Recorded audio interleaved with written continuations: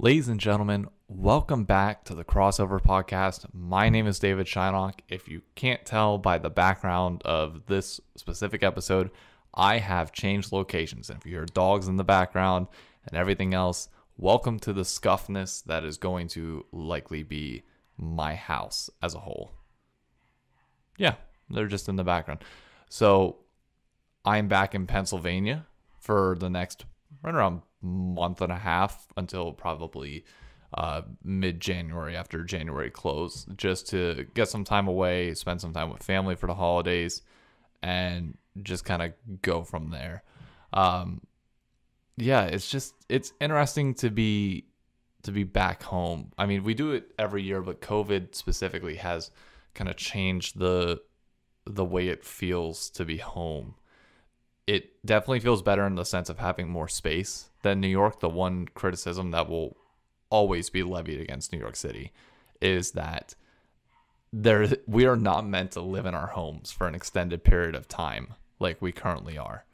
And there's unfortunately nothing we can do about that for the time being. You can try and get out, you can try and go for runs, you can try and do other things, but the reality is it is still just very difficult to truly get away when you're limited to maybe 700 square feet. You go from your desk to your bed, back to your desk. Anyways, I don't want to get too down in the dirt with that. Nevertheless, we're back in PA, and it's been pretty good so far. Thanksgiving was a great time. Splitting Thanksgiving between two families because of marriage, going to my wife's family midday and then coming back to my place in the evening is really interesting because you have to figure out how much to eat at both places so that you're not overdoing it anywhere, so that you can balance out both meals. And that makes for a very interesting blend, which can definitely be difficult to navigate. But I will say the one nice thing that Emily's family does is, in addition to turkey, they have ham on Thanksgiving. So I'm able to eat more ham over there. Ham, cornbread, they do like a green bean thing and a few other things. I can do all that and kind of step back and get away from it. And then when dinner comes at my house, truly dig down into turkey, mashed potatoes, and like go all out in that regard. Anyways, getting past Thanksgiving, spent enough time on that. I wanted to take this episode to kind of do like a throwback Thursday where I just kind of go over a lot of things from both high school, well, yeah, actually, primarily high school and before, and a bunch of different things and a bunch of different memories that I go through whenever I'm back here. And I just wanted to share them with some of you to get a better sense of who I am and how they impact my thought process going forward. Because a lot of my decisions and a lot of my choices that I make and the arguments that I process in my head are based on what is happening here for the first 18 years of my life. So to start off with gaming specifically in high school, I'm going to pause this just to make sure. Okay, now we're still fine. It's going to be a little bit scuffed. I apologize. My mom's vacuuming downstairs and the dog is just going off. In high school, I was very much a Call of Duty kid. Like through and through. I played, 2007 when COD 4 came out. So it would have been 2008, the first full year of the game. I was in high school. Yeah. So it launched whenever I was fall of my freshman year of high school, spring of freshman year as well. I really got into gaming at that point in time. And I don't know what it was about that game that I just look back on and enjoy. Because when you think about it, it was the most basic creative class system that we've ever had in a Call of Duty game before. There wasn't really too much to it. Like the M16 was overpowered. The MP5 was decent. The AK-74 was okay. If anybody remembers, a quick throwback to the Scorpion silencer. I don't know if it was a glitch or what it was, but way back when you could use a silent Scorpion in COD 4 and just snipe people with it. Like, I admit it, there was no damage drop off whenever you use the attachment, which made it just an absolutely astonishing gun to use. I never used it in its prime. I didn't know about it until an extended period of time afterwards. And I wish I had known prior, but I guess that kind of just is what it is. But yeah, Call of Duty was really the only game that I played all the way through, because World at War, I got my first ever collector's edition item for any video game ever. There was a canteen that came with the game that I still have not touched. I have it saved, I think, in my apartment in New York City with all my other COD memorabilia. But that game, I just remember playing zombies, and I got hooked on COD 4, but World at War definitely solidified my passion for the game and for what would become a passion for gaming as a whole for years to come. Modern Warfare 2 was the first time that I'd ever gone to a midnight launch. And also, it was an interesting time in my life where I was transitioning friend groups in a way. So, quick side story on that. From 5th grade through 7th grade, the way our middle school did it was you divide up into teams. You had the orange team and the black team, which went with school colors. All of my friends I'd been with were, I guess, what you consider the gifted program kids, but I was never in the gifted program. I excelled at math, but English and other areas was always kind of rough for me. I did decent in the arts, was always in choir every year from 5th grade through 8th grade. I can confidently say, I got a solo in choir every single year that I was there. But I quit taking singing seriously after there was a 6th or 7th, I think it was 7th grade talent show that I didn't get into. And I thought I sang a decent song. I never really got a reason for why I didn't get in, but 2 girls got in singing rapping Ice Ice Baby. So it was like, that destroyed every bit of confidence that I had in terms of performing and just putting myself out there. From that point on, I sang in choir. I didn't intentionally try out for solos. Granted, I had a good relationship with the choir teacher, so I got that. But, man, I really got off track there. But, so 8th grade comes, and they announce the teams that you're going to be on. And I am no longer on the team with all of the smart kids. I got transferred off to the other side. I had to meet new friends. I had to basically do the whole system all over again. All the friends that I made up to that point, I didn't have anymore. To say that I didn't find a solid friend group from 7th grade, I think all the way through, it would have been my sophomore year, would be the truth. I mean, I'm not going to lie. I struggled to make friends there, and I still struggled to make friends in general. I'm an awkward person. I was able to manage it where I had one person in every friend group that I knew and was able to make sure that I never got bullied. Nothing ever happened in high school. So, I played enough sports, whether that was golf or even in middle school at the time, it was basketball or soccer, stuff like that. But I played enough sports to know some of the jocks. I knew some of the band geeks that I played trombone, so I was a band geek myself. Knew the choir people, knew some of the goth kids from whenever I transferred teams. Those were some of the first friends that I made. Just in general, like, I felt like I had a footing in every single group, which helped out a lot in that regard. So, skipping back to the Modern Warfare 2 launch, I'd finally found some people that I could consistently play Call of Duty with for the first time. We actually went on to play game battles and other stuff like that on a pretty consistent basis. But we went to the Modern Warfare 2 launch. My Xbox 360 was broke.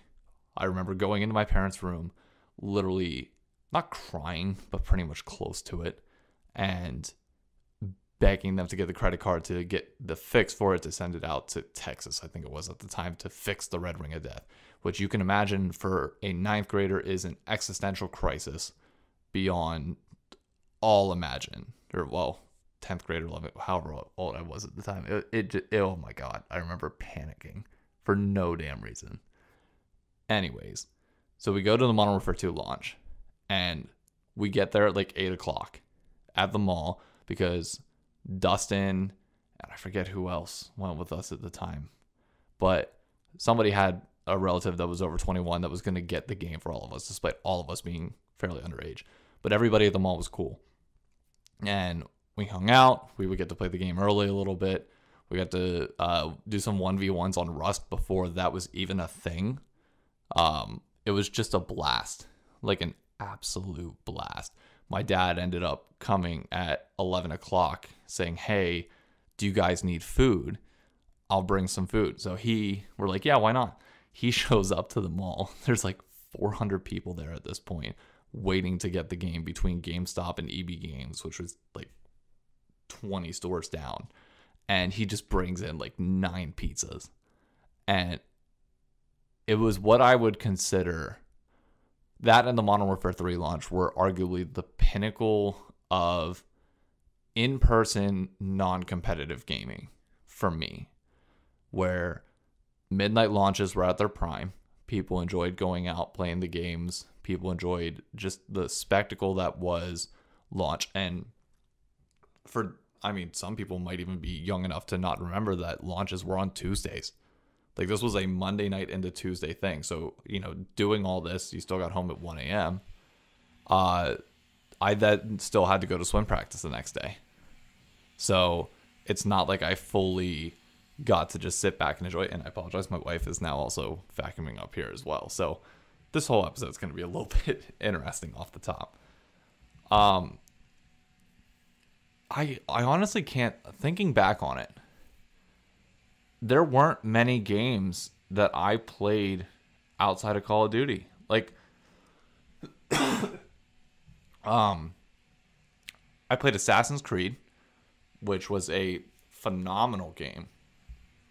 But once I beat the game, I was done. Like, I never did any of the side quests or anything like that. I just played the main games and went from there. And I think I've already talked about Assassin's Creed on this channel, so I don't want to go too far in depth on that. I tried Fable. Nothing really came of it. I tried a Fallout game at the time, but didn't really enjoy it as much. Like, the single player games never got me. The one game that I freaking loved throughout all of high school for some damn reason was Doritos Crash Course. It was an Xbox 360 minigame that you could just go in, and it was like Wipeout when Wipeout was in its prime. Prior to Fall Guys, like, Doritos Crash Course is the predecessor to what Fall Guys is now. It was a 2D platformer that was just a blast. And you would try and do time trials. I forget what the rank, whether it was like a star system, but the game was just so much fun. 2 of my friends, I remember, busted controllers over trying to get all the achievements done for that game. Like, it was one of those games where you got on and played Modern Warfare 3 for like 5-6 hours on a Friday night, and then you played that game. Oh, speaking of that, I just remembered one game that I absolutely loved in high school, and that was Halo Wars. I wish I would have played StarCraft when it was in its prime and understood, and maybe that would have transitioned me over to League a little bit earlier in age. Would I change anything? No. But Halo Wars was just one of those strategy games that was so simple, but it works so well. The rock, paper, scissors dynamic of it was just a blast. Like, you go in, you had your Cobras, which were, this is all vehicles in the game that were like, Cobras were anti-vehicle, Wolverines were anti-air, your Grizzlies were anti-infantry, but you could get like, 14-star Grizzlies if you put Spartans in them. Oh, man. I remember a game of Halo Wars where we were, I think it was Frozen Tundra.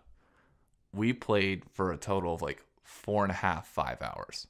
Like, we were pinned on like the bottom, one of the corners of the map. I think it was the bottom right corner, with Cobras and Wolverines plastered there, with Grizzlies kind of just around in general to try and stall, because we were on our last leg.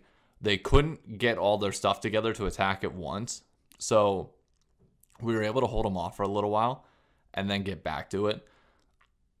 Well, I guess take a little bit of a break, build up more units, get back to it again, defend ourselves. And it took like 2 hours after that point to push them out. We had to stop and let each other go one by one while still defending the base to go get food, snacks, and take a bathroom break. It was that long. Like, I remember going to make popcorn real quick, grabbing a drink, going to the bathroom, coming back, and just spamming out more units and trying to repair our base and get everything ready.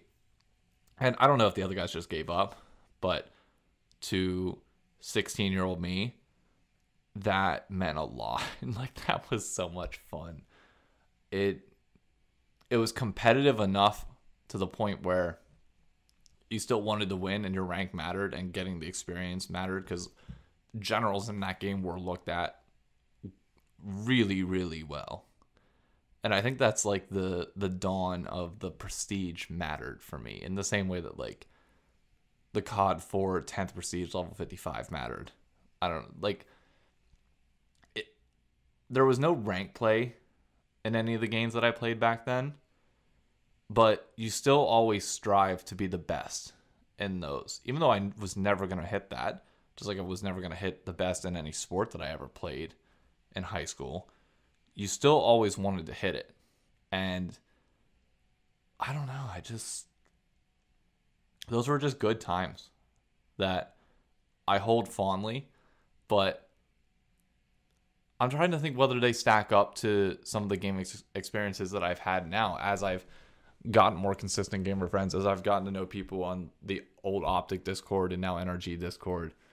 I don't know. It's just a different type of gaming. Like, I feel like today's games and today's gaming experience, while it's great that it's international and you can play with anybody you want, it very much lacks that human element of it, which is why I feel like the majority of the content that we watch online actually is people who are also in person. This apologies for the coughing. I really need a drink, but I forgot to bring one in here, which actually I should probably go get one, but I'm just going to wait till the end, even if I'm in vocal fry. Whatever it is, what it is. So, one thing, kind of transitioning what I was saying earlier to now, I don't understand why, even in the COVID era, groups of friends who game together but also do IRL or in real life stuff together are not more popular outside of Los Angeles. Like, speaking from my content habits alone, the channels that I watch the most are TST, Good Golf, which is a bunch of friends who just play golf together, which, God, I wish I had thought of that in high school and college. I would have given up NCAA eligibility. I don't give a crap. Like, all of these are activities that groups of friends will get together and do in person, but it's also gaming. It's nostalgic to a certain extent because it's like that's what we did in high school when you would meet up and have like a LAN party together, or you do something else in real life in addition to video games. You grew good friends that way. Versus now, where I feel like a lot of people meet online and never transition that to in person. There's almost this, I don't know, people are scared in a certain sense to meet some of the people that they know online. I get it. You're meeting somebody you've never seen. That's intimidating, especially to gamers who tend to be more introverted as a whole. But I don't know. Like, I think that's why content is doing so well. And it begs the question, why are we not seeing that in New York City? The city has literally everything you could ask for in terms of gaming. You have PC cafes where you can meet up and do gaming events side by side together. I don't know whether they allow filming or not. You'd have to reach out to Waypoint or OSNYC to see what's going on with them. But then you also have the city. So in addition to all the gaming content, which you would do both from your own place and from the public areas available, you could do, I mean, just brainstorming one idea off the top of my head, you could do a scavenger hunt where you all start at a gaming cafe and you have to basically do like an amazing race throughout the city. And one person of the group directs it. And you all meet up at one final spot to enjoy, talk it all out, BS afterwards, grab a beer or do whatever. Like, it feels like there is so much possibility with content that has not been utilized in that sense that you are seeing from groups out in LA. And I get that the weather's better over there. New York weather isn't the best during the winter. Sure, I'll give it that. But I don't understand why that doesn't exist yet. Like, we are quote unquote the greatest city in the US, or possibly the world in some people's opinion. I know I'm a transplant, so I didn't originally grow up there, so my intrinsic knowledge of the city isn't as good, but how does that not exist? Like, how can something like that be curated naturally? Because I can't just come out here and say, hey, we're going to do this and create it, and it go over as well as some of these other groups have. I mean, you probably could, but the problem is I don't know anybody like that. I don't know that many groups of friends that would be willing to do something in person as well as game and have similar habits to mine and similar gaming tendencies to mine to the point where it would click. I don't know. There's got to be something that would work like that. I don't know. Either way, this episode has passed right around 21 minutes at this point. I do want to wrap this up because I do want to save a lot more of the throwback content from high school memories, especially golf related and stuff like that, for later. I'm trying to convince my wife to let me use her microphone elsewhere outside of the house to do like a recording from my high school or from a golf course. I don't know. We'll see. I'm still trying to work on that, but if things change, I'll update you. Yeah, that's pretty much it. Thank you for hearing a bunch of ramblings on the past, and hopefully New York City gets some content like that. I don't know why I'm always thinking about New York City content when I'm not in New York City. Probably because I have time to just step back and look at it holistically when I'm not there, but who knows. Anyways, thank you all for tuning in. Appreciate it. Please follow the channel. We hit our goal of 15 subscribers. I will have announced that in the previous episode, but yeah, we're doing pretty well. So please like the video, comment with some of your thoughts, whether you've had similar experiences, both in high school, college, or even beyond. What are some of your gaming memories that are true and dear to you? Jesus, English is hard today. Yeah, just let me know. Make sure you subscribe to the channel. Thank you very much for tuning in. I'm going to stop stalling. And everybody have a good one. Goodbye.